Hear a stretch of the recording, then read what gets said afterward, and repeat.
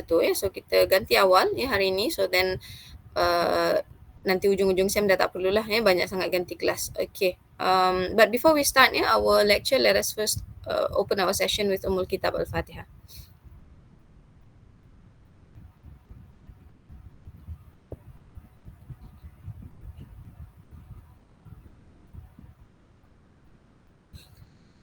Okay, so today's class would be around 1 hour and a half or 1 hour and 15 minutes. It depends on kecepatan lecture. So hari ni you will be learning your first topic lah, which is earthwork.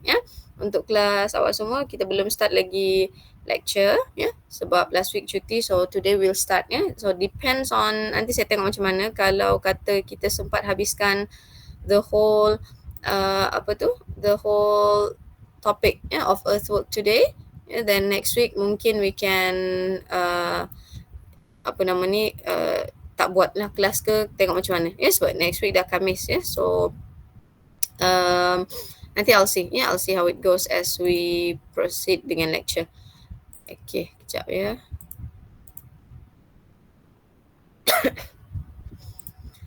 Okay, boleh nampak slide ke? Boleh betul. Alright, okay. So, macam saya mention ni topik yang pertama, which is earthwork double check lagi, betul kan kelas you all belum start lagi lecture sebab saya ada 3 kelas untuk 552 ni. So, saya takut saya terconfuse pula. Betul. Okay, alright. Okay, so today will be the first lecture on earthwork. So what you will learn di dalam topik earthwork is basically benda-benda ni first of all dalam earthwork ni ada banyak factors to consider faktor-faktor yang perlu diambil kira prior to undertaking earthwork so the consideration two of the main factors to consider adalah site factors dan juga ground condition so ada dua. So untuk general consideration you'll be learning on these two main thing. The first one would be on the site factors that needs to be considered, and second one on the condition of the ground and then we will be looking at the various techniques of excavation and how one option is more suitable compared to the others. Maksudnya kalau nak pilih apa kriteria dia so you'll be looking at bulk excavation rock excavation and trench excavation, and then following that you will have a look at some types of ground support for excavation, and finally very briefly on embankment so ni adalah topik-topik yang you akan belajar lah untuk 2 weeks, or if we can I'll cramp everything up in today's lecture So apa tu earthwork? Earthwork is basically the works yang dibuat di awal projek It is carried out at the earliest stage of a construction project. Prior to constructing any building building, for example, we need to prepare kerja-kerja earthwork dulu. We need to carry out earthworks dulu. So by definition, it is a process whereby the surface of the earth is excavated and transported or compacted to another location So kerja-kerja earthwork ni, the major part of earthwork includes excavation work So kerja-kerja macam site clearance excavation, support for excavation, semua tu termasuk dalam kerja-kerja earthwork So the scale of work for earthwork, it could range from small work such as trench excavation to large works large earthworks. For example, if the excavation is meant for the construction of roads, highways, or dams, etc. So as I mentioned a while ago, it is carried out at the beginning of the construction project, and the completion on-time completion of the earthwork is often the key to the on-time completion of the whole project. Maknanya kalau earthwork ni delayed, ada potential project pun akan delay sebab earthwork ni di awal excavation dia kena buat dulu barulah kita boleh lay foundation and etc. So if earthwork is not completed, then the entire work cannot start So kalau earthwork pun dah delay, potentially project tadi pun akan ada risk untuk delay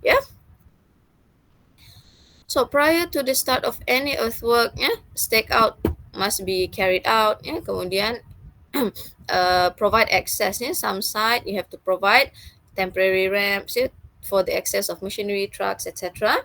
And the earthwork usually begins with the clear of the lands from any plants, unwanted weeds or any garbage yang ada dekat site dikeluarkan, and this action is called clearing. Yeah, so after the site has been cleared of all unwanted matters, barulah excavation can start. Yeah, so excavation aims dia to reach the foundation, ya, untuk sampai korek tanah sampai ke level foundation. Yeah, so it can be done basically in two ways. The first one manually, yeah, using pick and shovel, and the second one mechanically using excavator. You know, this will depend on many factors. Yeah, the common method of excavating nowadays adalah menggunakan excavator lah, manual. Ya, jarang people menggunakan manual. But in certain instances, manual excavation is partly used. Ya, digunakan juga, tapi not untuk keseluruhan kawasan excavation. Ya.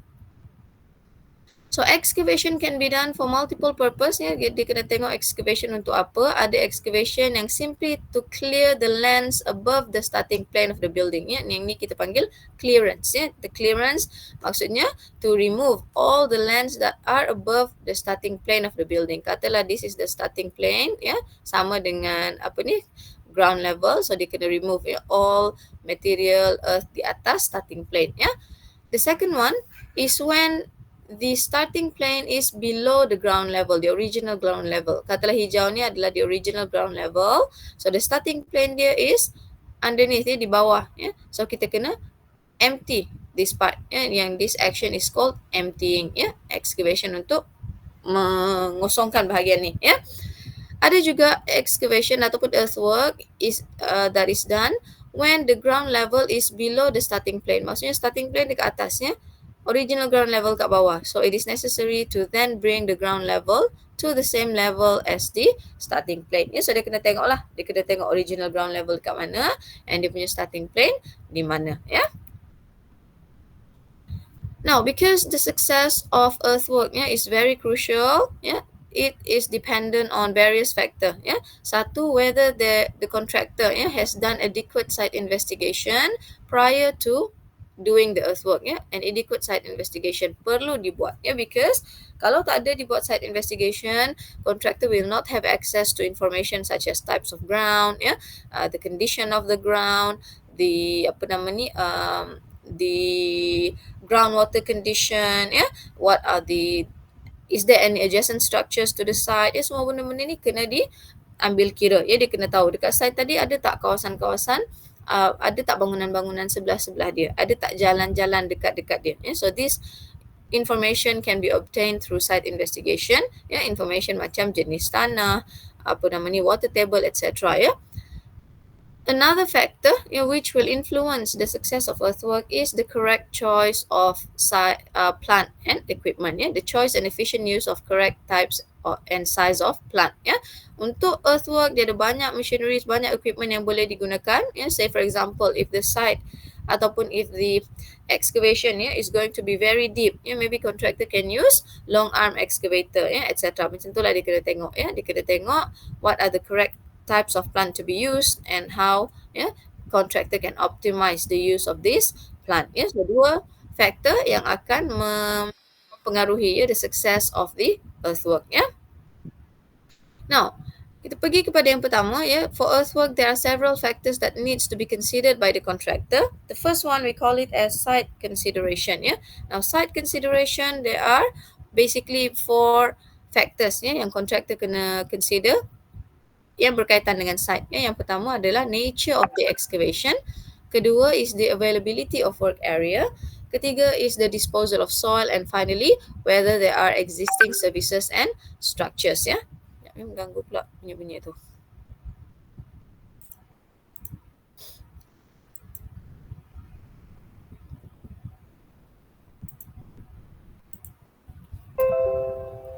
Alright, kita pergi satu-satu all these 4 factors. Now, the first factor is the nature of excavation. So, what needs to be considered? As far as the nature is concerned, contractor needs to know what is the purpose of the excavation. Kenapa dia nak buat excavation? Ada excavation untuk reduce level, ada excavation nak receive road layer, ada excavation for trenches, ada excavation for basement. So, dia ada banyak. So, contractor has to know what is that excavation for.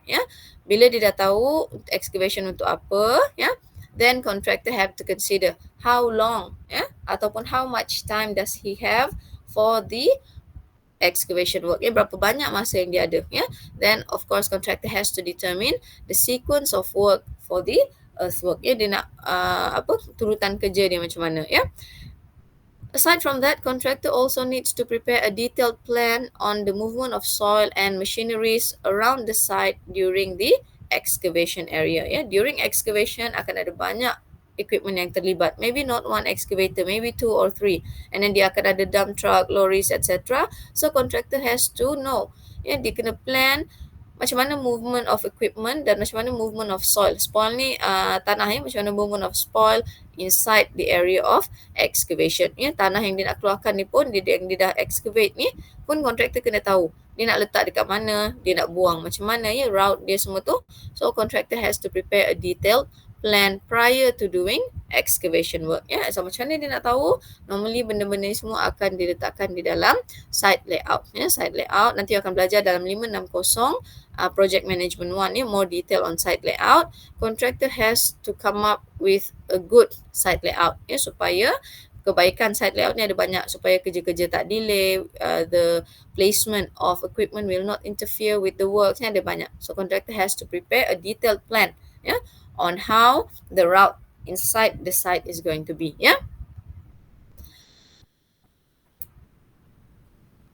Okay, alright. Now, the second factor to consider is the availability of work area. How much area is available for the contractor for the manipulation of plant and storage of material. Now, remember, work area ni bukannya keseluruhan site tu dikira sebagai work area. Katalah sebesar-besar screen ni is the site. Area yang mana diletakkan site office, accommodation for the labourers, yang tu tidak dikira sebagai work area. Work area as defined dekat atas sebelah kanan ni is the total space that is available for the manipulation of plant and storage of material. So contractor has to know how much work area is available for the earthwork. Again, the total work area should be indicated on a site plan so that movement of plants and materials can be planned efficiently. Contractor has to know dekat mana dia punya storage, dekat mana dia punya equipment, etc. Now, in certain instances, the site yang located dekat kawasan yang remote, remote ni maksudnya yang jauh daripada existing building, existing structure, etc. If the site is dia punya work site tu sufficient, sufficient ni maksudnya besar, to allow the sites of excavation to be bettered to a safe angle of repose, thereby contractor akan ada ample work area. Contoh dekat sini, angle of repose ni maksudnya ni tanah, kata this is the soil. If the soil is cut ataupun is excavated ataupun is sloped according to dia punya angle of repose, the soil will not collapse. But what happens is that, katalah tanah ni kalau ikut dekat sini angle of repose dia is around maybe 30 degrees, tapi contractor tak ada ruang untuk excavate 30 degrees, dia terpaksa excavate lebih daripada angle of repose, so tanah tadi akan collapse. Tapi kalau contractor ada enough space, dia can excavate 30 degree mengikut angle of repose tanah, so dia tak perlu tak perlu provide any support because tanah tadi tak akan collapse. So angle of repose tanah bergantung kepada jenis-jenis tanah. Rock for example, angle of repose dia maybe can go up to 45 degrees. Tapi tanah-tanah macam clay for example, mungkin lagi sedikit daripada tu dia punya angle of repose. So macam mana nak tahu, yang ni semua engineer akan determine. So therefore, it is essential for the contractor to conduct a study on how much space available for him. Sebelum dia nak buat excavation, dia kena tahu cukup tak kawasan tu untuk dia excavate slanting macam ni, slope macam ni. Ada certain kawasan dia terlalu cramp, katalah dekat tengah-tengah yang ada gambar excavator ni site dia. Kemudian dekat belakang ni dah ada bangunan, dekat tepi kiri kanan semua ada bangunan. So kalau dia nak slopekan, dia dah tak cukup ruang. So in this case where the excavation area is very limited, kalau the site tadi dekat congested area, mungkin contractor kena excavate vertical, secara menegak vertical macam tu, so definitely couldn't get any angle. So in this case contractor punya work area is limited, so adalah benda-benda yang dia kena buat, kena support the side of the earth and etc. So contractor has to know work area dia besar mana. Now, another factor to be considered is how the soil will be disposed of following the excavation. Yeah, so the disposal of soil can be achieved by one of the following method. Yang pertama, contractor use it immediately as backfilling somewhere else on site. Yeah. Yang kedua, contractor does not intend to use it for backfilling, but contractor will remove the soil immediately, yeah, to other designated dumping area. And yang ketiga, before it is being used for backfilling or before it is being removed, contractor store in spoil heaps dulu, for use later or removal at a later stage. So dia ada tiga cara. Satu, immediately use as backfill. Kedua, immediate removal. Ketiga, stored in heaps, before it is being used or removed at a later stage. Now, depending on which method of soil disposal yang contractor nak, dia kena consider beberapa benda, So first of all, let's say the excavated material is to be used as backfilling somewhere else on the site immediately. Contractor has to make sure that that material is suitable to be used for backfilling. Not all excavated soil tadi boleh digunakan untuk backfill. So katalah contractor nak guna untuk backfill, dia kena separate which material is suitable for filling and which one is not. So yang suitable tu dia boleh gunalah untuk backfill. If let's say the removal of soil ataupun the soil yang excavated soil tadi dia nak terus buang daripada site, contractor has to make sure dia decide berapa lori nak guna, how much is the output of the lori. Dia kena maximiskan penggunaan earth moving plant tadi, and one thing that contractor needs to consider, bila mana vehicle yang mengangkat excavated soil tadi keluar ke highway, it will not cause any nuisance, spillage kena dijaga. Jangan isi terlalu banyak supaya kita tak nak tanah-tanah tadi tu terkeluar daripada dia punya earth moving plant, because then it might cause nuisance kepada user of the public highway. So ini point dekat sini, spillage of soil has to be noted so that public highways are not littered, tak jatuh ke atas tanah ataupun tak jatuh dan kena vehicle-vehicle lain. So benda-benda ni contractor kena consider. If let's say dia belum lagi nak buang, dia belum lagi nak guna, dia akan letak dalam spoil heap. Contoh gambar dekat kiri ni, as you can see, dia letakkan longgokkan dekat sini. Contractor pun kena consider beberapa benda. The first thing, he has to make sure that this spoil heap does not interfere with the movement of the other plant and equipment. Jangan mengganggu pergerakan equipment ni dan tidak mengganggu kerja-kerja yang sedang dibuat. Dia kena position the spoil heap in a position that will not interfere with access to work, or it will not become nuisance or danger in bad weather. Katalah hujan, tiba-tiba tanah yang longgokkan spoil heap ni runtuh. So dia kena pastikan dia letak dalam kawasan-kawasan yang tak menyebabkan bahaya kepada pekerja dia. And say for example, whenever contractor nak letakkan spoil heap, he has to make sure that underneath bawah tanah ni tak ada any services dekat bawah, because then the ground the load from the spoil heap might damage existing underground service. So sebelum nak longgok ni bukan saja nak longgok, dia kena tengok kawasan dia nak longgokkan tanah tu dekat yang tempat yang sesuai. So this is disposal of soil. Now, the final site consideration is on existing services and structure. So contractor has to know dekat site dia tadi ada tak existing underground services. Kalau ada, katalah dekat site dia, dekat bawah tanah dia yang nak excavate tu dah ada existing pipelines, existing phone cables, internet cables, etc. Contractor needs to clearly mark them on the site plan before they start excavation work. So these services, kenapa kena mark? Because kalau tidak, vibration from the excavator, vibration from the other machineries might cause disturbance and breakage kepada existing structure. Existing underground service. So kalau ada existing services underground, contractor should carefully unearth, carefully excavate, buka dia punya tempat and provide support supaya tidak mengganggu kerja-kerja excavation tadi, tidak akan merosakkan services bawah tanah ni. So bawah tanah tak selalunya kosong. Kadang-kadang dah ada pipeline, ada sewer pipe, ada phone cables, etc. So contractor has to clearly mark on the site plan dekat mana position of this underground services.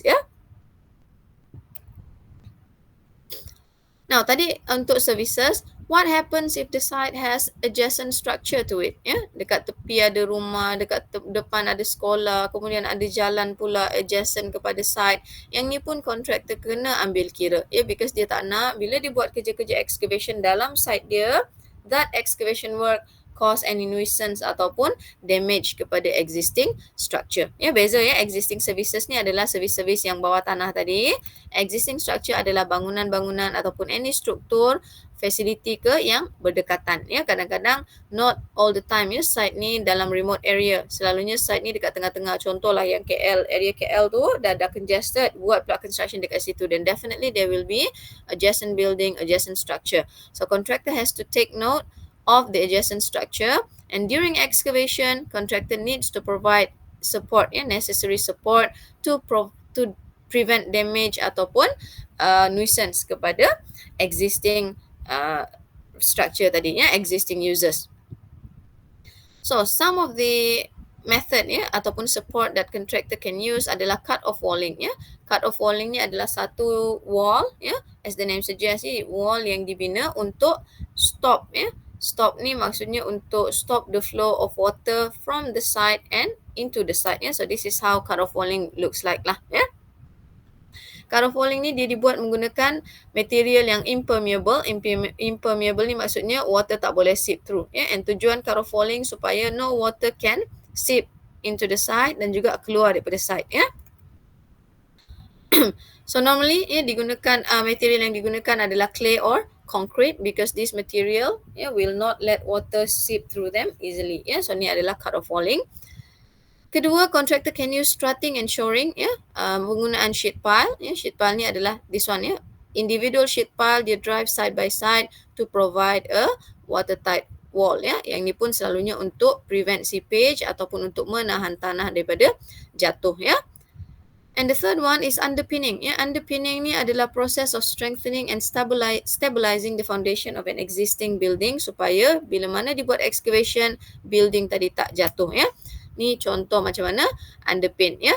So katalah ni dekat site dia dekat depan ni, dekat belakang ataupun adjacent to the site ada rumah yang dah siap, existing rumah. Sebelum kontraktor buat kerja-kerja excavation, dia kena provide underpinning for this existing structure terlebih dahulu. Kenapa kena underpin?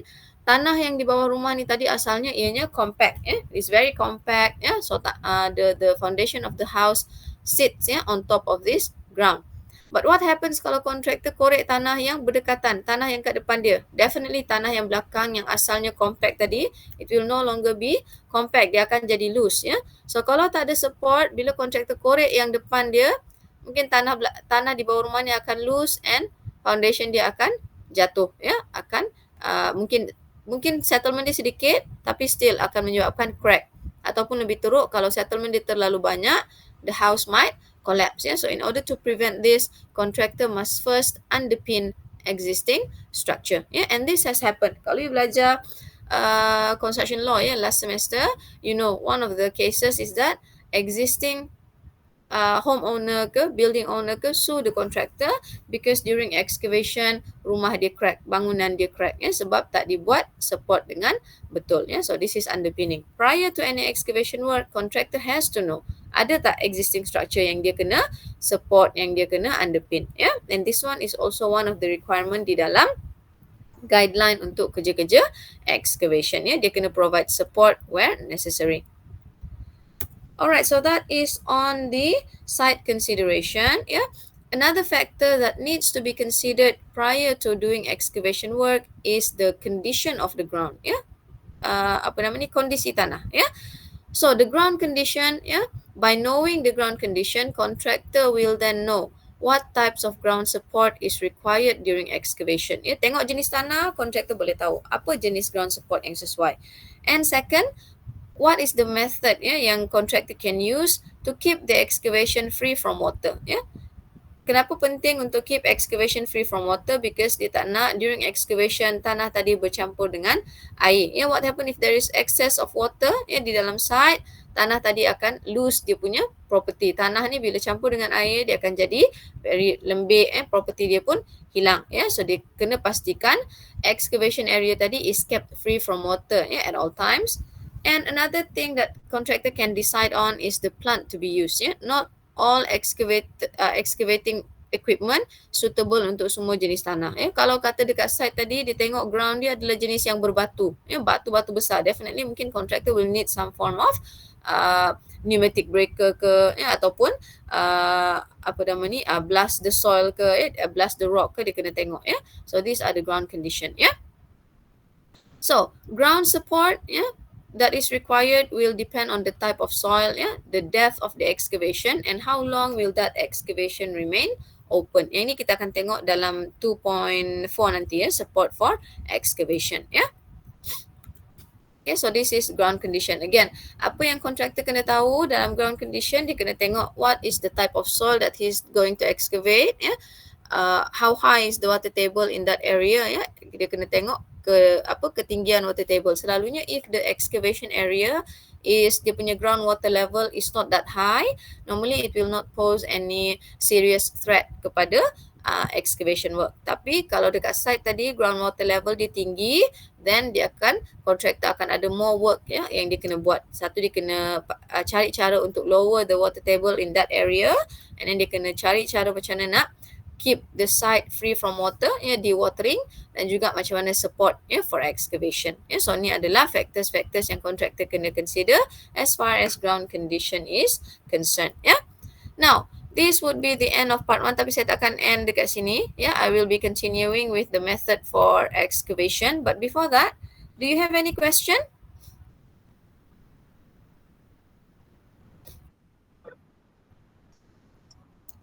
Slide ni. Okay, slide saya akan share lepas ni. Okay, so far on what you have learned sampai this point, ada apa-apa soalan tak?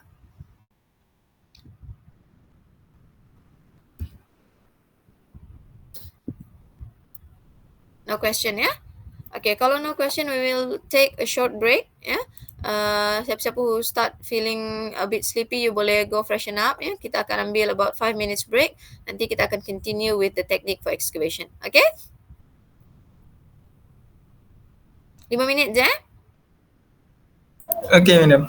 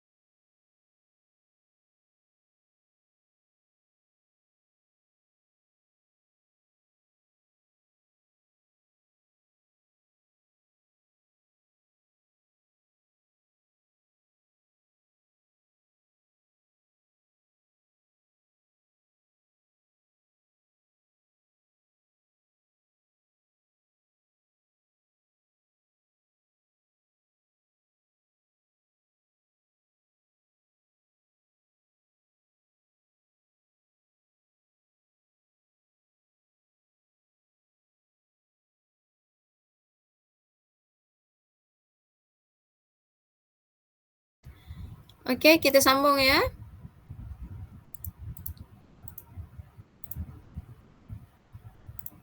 Okey, boleh nampak slide? Belum, belum. Boleh. Right. Now, we will be continuing a bit into the method of excavation. Yeah. So this one is the various technique for excavation and their choices. For this one, we'll look at first on the bulk excavation. Yeah. And kedua, if it is excavation in rock. Kalau material dia jenis rock, macam mana nak excavate. Dan yang ketiga for trench excavation. Yeah. So after that, if we still have the time, we will be continuing with the support for excavation dan juga embankment. Kalau tak cukup masa ataupun you cannot take more information anymore, then I'll stop after bulk excavation. Now, as the name suggests, for bulk excavation, it involves the removal of large amount of materials and reduce the general level to near formation. So ni selalunya bulk excavation ni adalah kalau excavation tadi melibatkan area yang besar.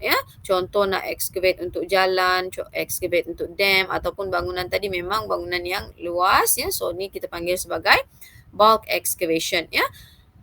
So bulk excavation may include the operations such as cutting, or cut and fill, excavation for basement ataupun hand excavation. Nah, kita tengok satu-satu. If it is cutting ni selalunya very straightforward. It is done for roads, canals, and similar construction. Yang mana tanah tadi dia excavate, buang, cut sahaja, tak ada fill, dia cuma cut, excavate sahaja.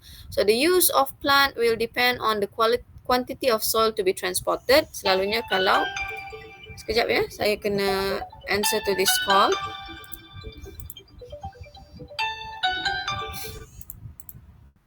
Hello. Assalamualaikum. Salam Kak.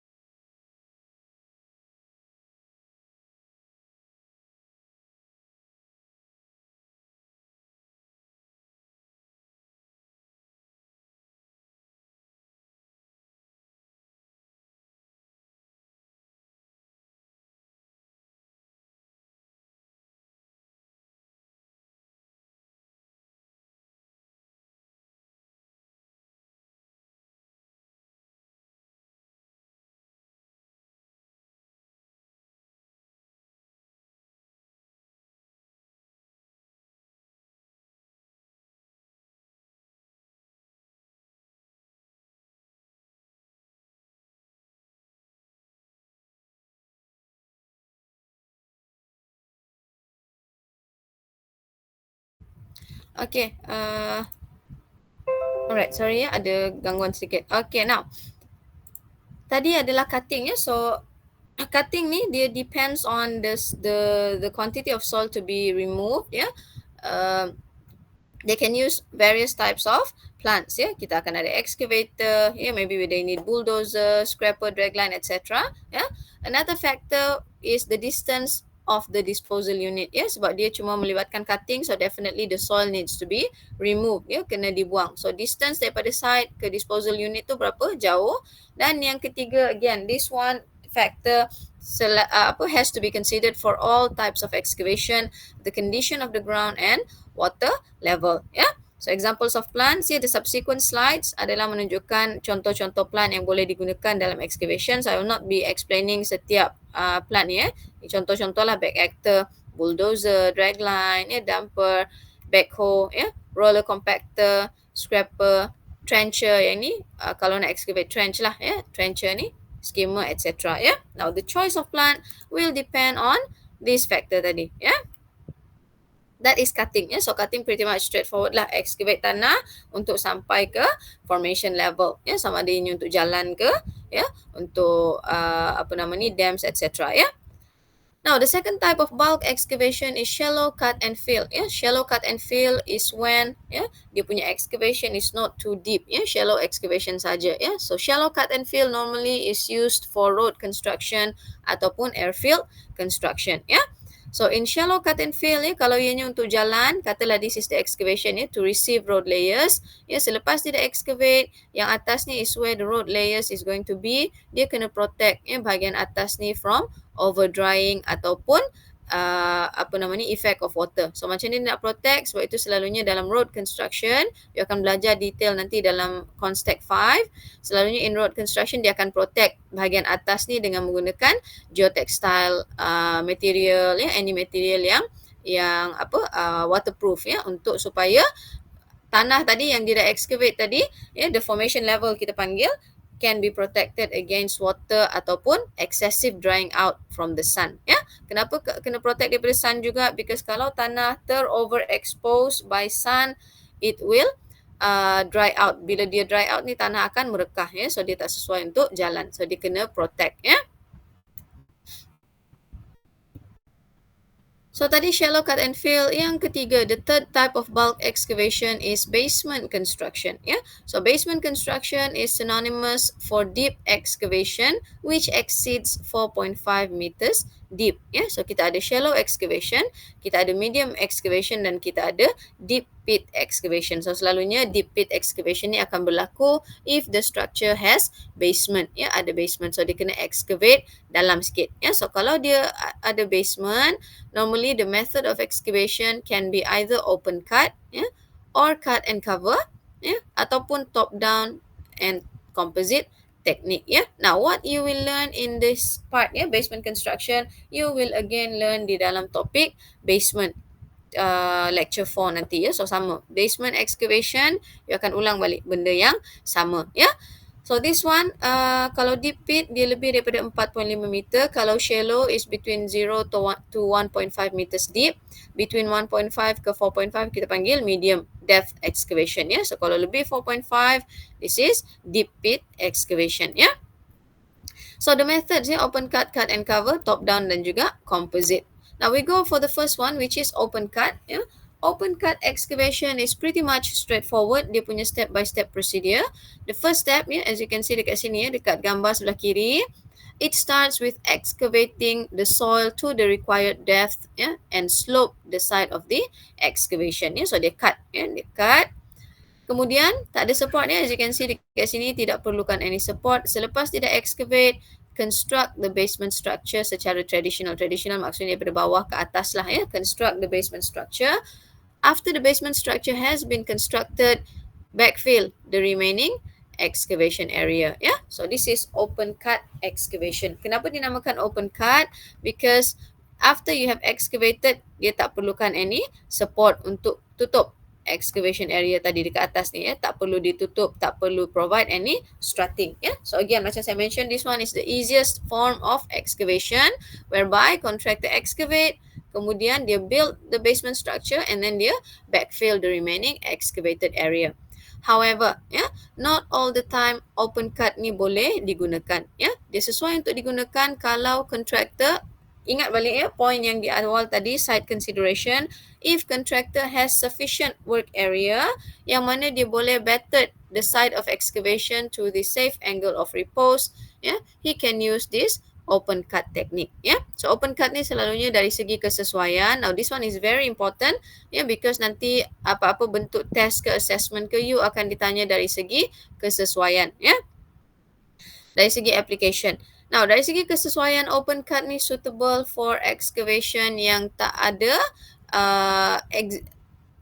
adjacent structure, dia ada ample work area, selalunya dekat area yang remote lah, whereby contractor has ample space untuk betterkan, slopekan the side of the excavation tadi.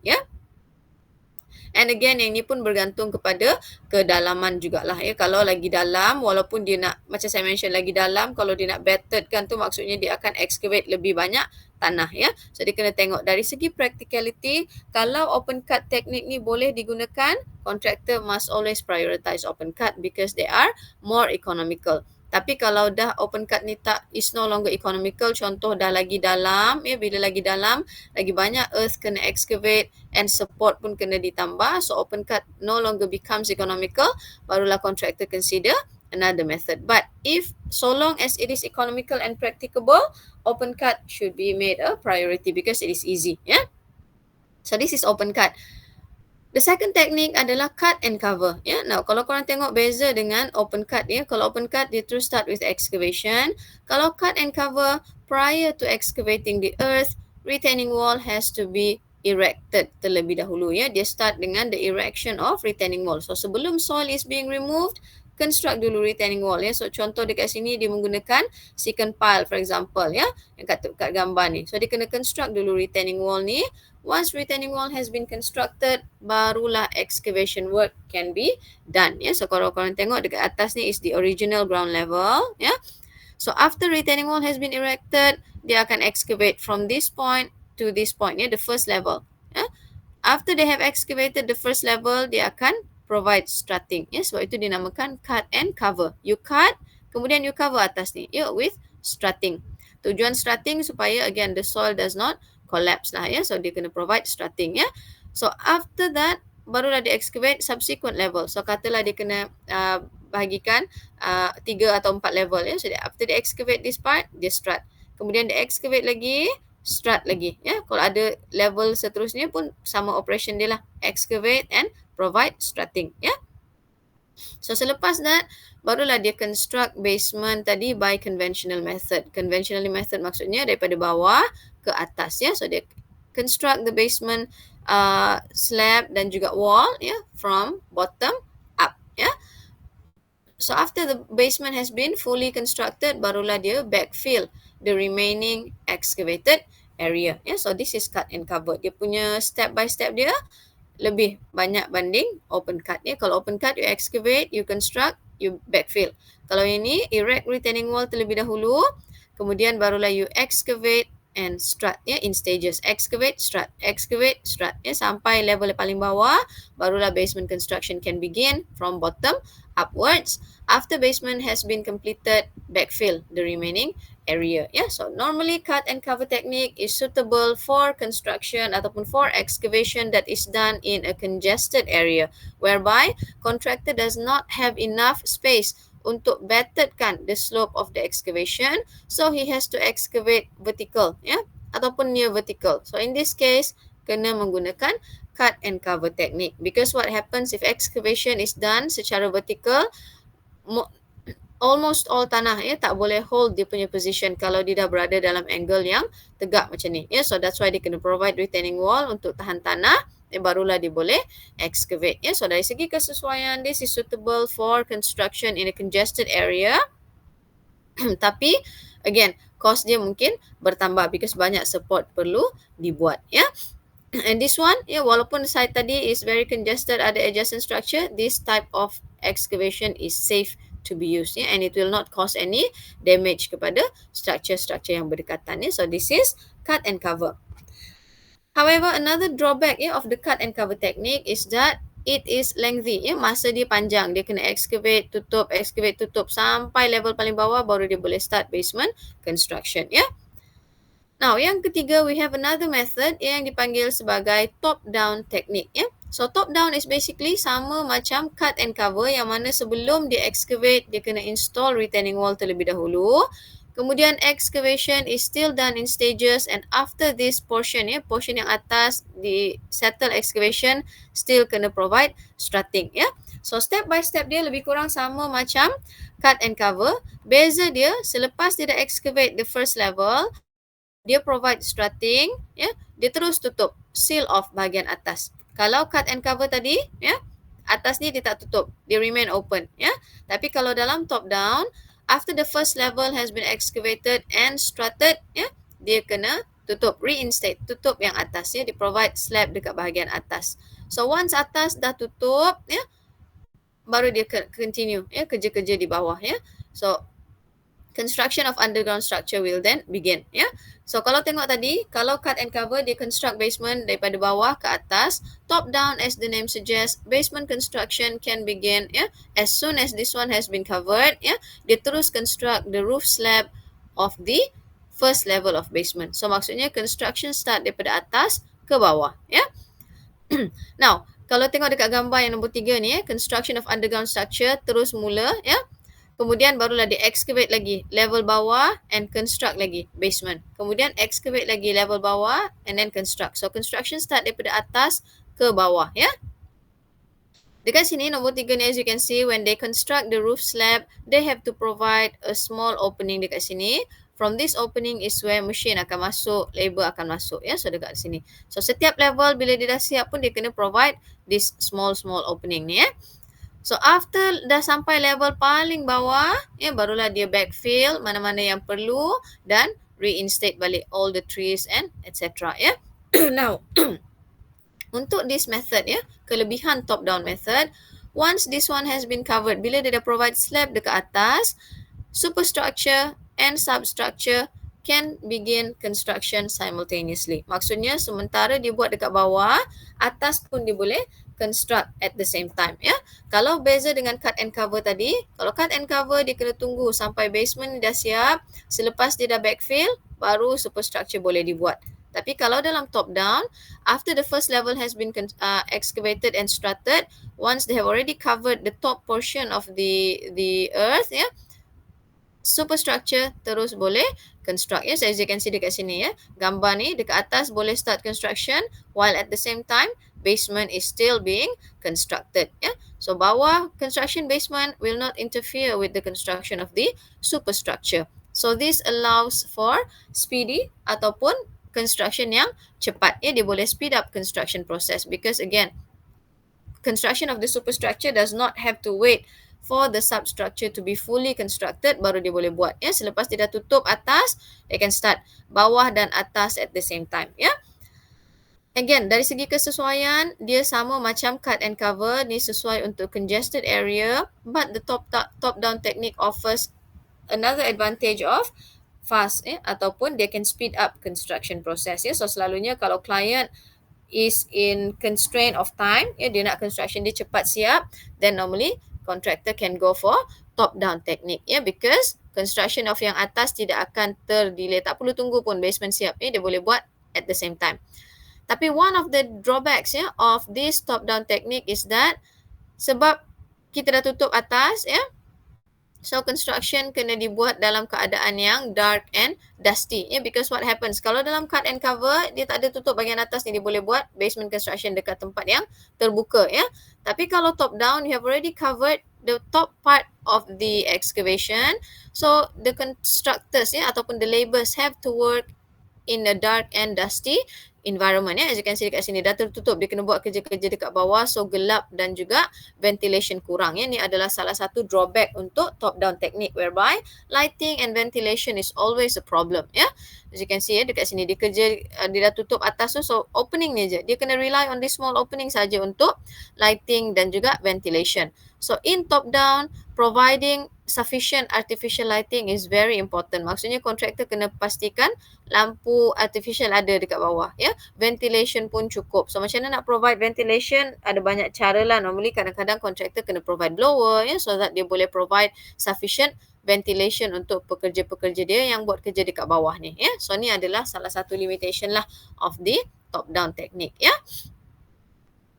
Now, another technique yang keempat kita panggil sebagai composite technique Composite technique basically adalah penambahbaikan, bukanlah penambahbaikan, dia nak address kekurangan top down dari segi lighting and ventilation tadi. So composite technique dia sama juga construction of retaining wall and pile tapi dia punya jarak retaining wall tadi dia bukannya install pile tadi di setiap keseluruhan plan. Katalah ni adalah the plan Kalau dalam top down dia punya pile tadi sepanjang-panjang across kita panggil across the site plan. Tapi kalau untuk composite technique, dia around the perimeter saja dia letakkan piling. So opening dia lebih besar ya. Kalau tengok dekat sini opening dia kecil. Kalau ini across the plan tadi tu dia akan dapat provide a sufficient opening ya. So again the process begins with the construction of retaining wall and pile.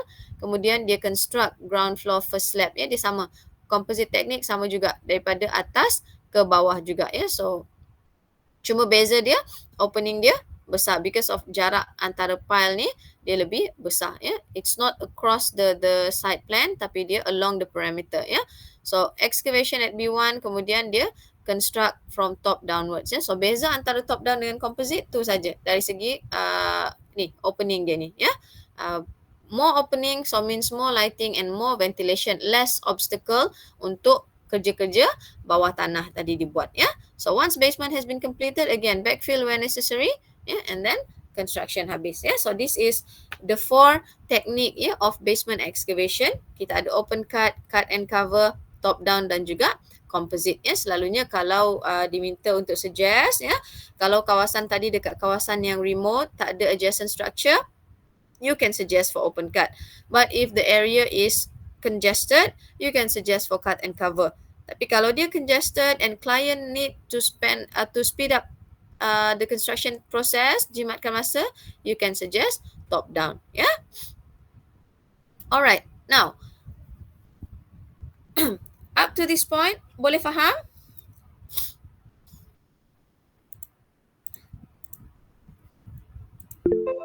Boleh faham ke kelas? Boleh. Okay. Can you take more information? Ke you nak stop dekat sini? Boleh je. Belajar yang lain? Sekejap, saya kena tengok slide nombor berapa dah ni. Okay, we are, banyak lagi ya. We are halfway through. So, I think we kena, bahagilah ya. Kena carry forward untuk next week lah. Kalau saya nak sambung, boleh je. Tapi about half ya of the lecture lagi. So, I think kita boleh stop dekat sini. Nanti next class macam mana? Will you still be able to do class on Thursday? Ke you nak awalkan? Semua dekat rumah masing-masing dah kan? Ke ada yang bukan di rumah sendiri? Yang perlu balik kampung, ada? Ada. Semua kat rumah. So, shouldn't be a problem lah untuk kita conduct class on Thursday morning. Is it? Yes. Okay. Thursday morning you ada kelas lain ke sebelum kelas saya? Measurement. So, measurement tu ada kelas lah. Ke dia cancel? Tak ada? Ada kelas. Okay. So, kita pun proceed lah ya dengan kelas next week ya. Kalau saya cram up everything this week, saya takut you semua information overload. Nanti you tak ingat dah apa yang you belajar. Okay. So, kalau macam tu next week kita boleh sambung around maybe another hour of lecture ya. On Thursday macam biasalah. Bukan next week, this week ya. Thursday, kelas kita Thursday 11 is it?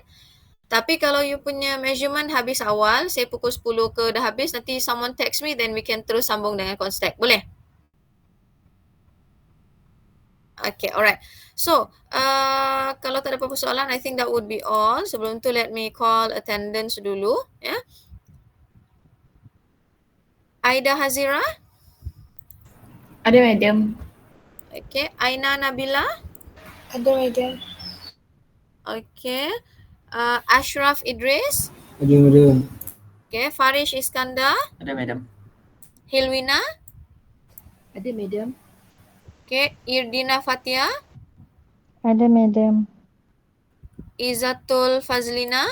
Ada, madam. Muhammad Rafar? Ada madam. Muhammad Adam?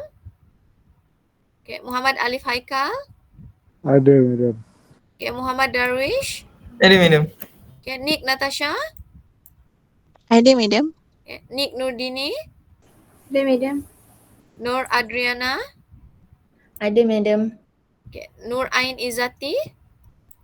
Ada, madam. Okay. Nur Afrina Sofia? Ada, madam. Nur Aida Liana? Ada, madam. Nur Ain Najibah? Ada, madam. Okay. Nur Fagira? Ada, madam. Okay. Nur Shazlin? Ada, madam. Okay. Nurin Wadiha? Ada, madam.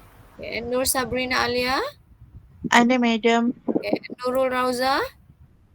Ada, madam. Okay. Nurul Shamira? Ada, madam. Okay. Siti Aisyah? Siti Aisyah Kamarudin. Siti Aisyah Kamarudin ada ke? Kalau tengok dekat Meet ni ada. Siti Aisyah Kamarudin, are you here? Tak ada. Dan lastly, Wan Nur Akila Syahira. Saya, madam. Okay, alright. So, supposedly semua adalah ya. Okay, again, kalau tak ada apa-apa soalan, thank you for your attention and attendance in today's class. I will be seeing you again Thursday, this coming Thursday, for the continuation of our lecture on earthwork. Yeah. So until then, let us close our session with Tasbih Kafarah and Surah Al-As.